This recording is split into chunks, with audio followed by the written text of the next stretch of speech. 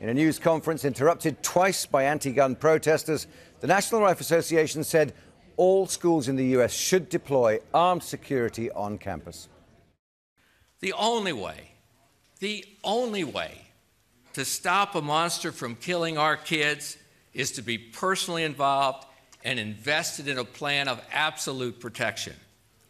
The only thing that stops a bad guy with a gun is a good guy with a gun. Would you rather have your 911 call bring a good guy with a gun from a mile away or from a minute away?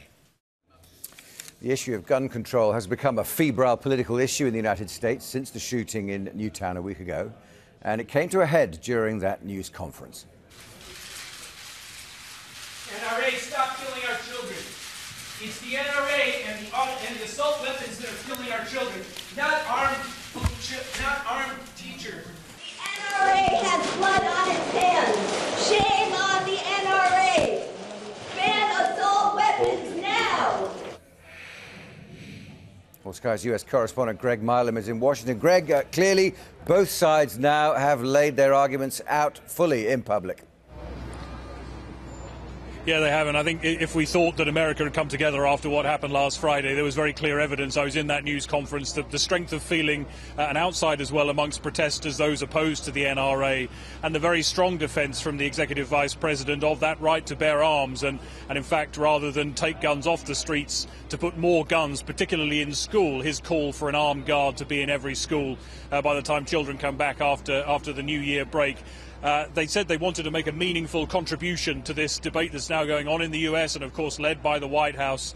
But I think we can see that any attempt to ban assault weapons, for example, ban ammunition clips, the things that the President has said he wants to do, will be very difficult, perhaps almost impossible, with the power that the NRA has, particularly up on Capitol Hill. But the President has advanced the stakes once again, responding today from the White House to 400,000 signatures on a petition sent to the White House, and promising again in a video message that he will take action.